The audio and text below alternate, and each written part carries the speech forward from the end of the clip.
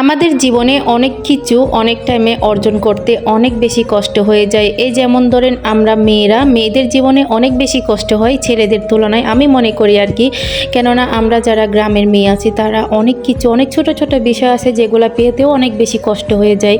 এই যেমন ধরেন অনেকে আছে আমরা যারা যৌথ ফ্যামিলিতে থাকি তারা কিংবা একটা আলাদা সংসার করতে আমাদের অনেক বেশি কষ্ট পোহাতে হয়, যেগুলা যারা যৌথ ফ্যামিলিতে ছিল তারা ছাড়া কেউ বলতে পারবে না। আসলে আজকে এতগুলো রান্না করতেছি, কেউ আমাকে কিছু বলার কেউ নাই। আমি রান্নাটা কি ভুল করলাম নাকি সঠিক করলাম, কি নষ্ট করতেছি কি ভুল করতেছি কি ফেলে দিচ্ছি, কেউ কিছু বলার নাই।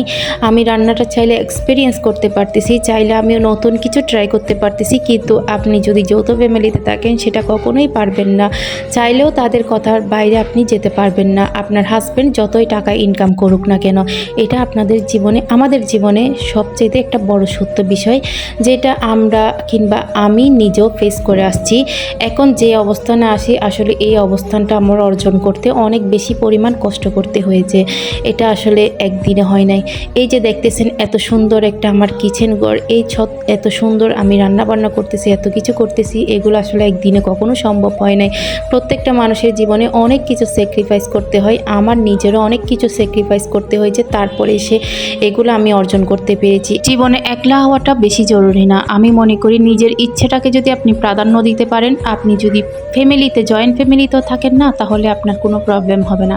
এটা আমি অনেকবার অনেক দিক দিয়ে ট্রাই করে দেখেছি। যদি আপনার নিজের ইচ্ছা মতো কোনো কিছু করতে পারেন, আপনি সবার সাথে থেকেও আপনি ভালো থাকতে পারবেন। যদি আপনি একলা ঘরে থেকেও যদি আপনার কোনো ইচ্ছাকে আপনি প্রাধান্য দিতে না পারেন না, তখন আপনার ঘরটা আপনার জেলখানা থেকেও অনেক বেশি কষ্টের মনে হবে।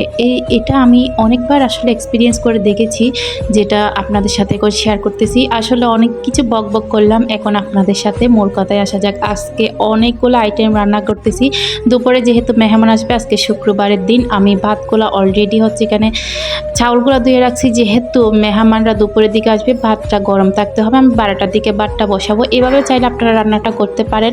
সবগুলো রান্না যেগুলো আমি রাত্রে রান্না করতে পারবো এগুলো আমি রাত্রে বসাই দিয়েছিলাম রান্না। এই যেমন ধরো ছাগলের পায়া রান্না করতে টাইম লাগবে, এটা আমি রাত্রে রান্না করেছি। গরুর মাংসটা একটু টাইম লাগবে, এটা রাত্রে হাফ সিদ্ধ করে রেখে দিয়েছি। চিংড়ি মাছটা হাফ সিদ্ধ করে আমি রাতের বেলা রেখে দিয়েছি। মানে যেগুলো পারবো আমি রাতে হাফ সিদ্ধ করে রেখে দিয়েছি। আর যেগুলো সকালের আইটেম মনে করেন যেগুলো ডাবল বয়েলিং করা যাবে না, এগুলোকে আমি একবার রান্না করে রেখে দিয়েছি। যেমন ধরেন টকটা, তারপরে যে সবজিটা, এগুলা স্টিকগুলো আমি গতকালকে রাতে করে রেখেছি, এখন জাস্ট ফ্রাই করে নিয়েছি। তারপর চিকেন ফ্রাই করেছি, এগুলা সকালে উঠে করেছি।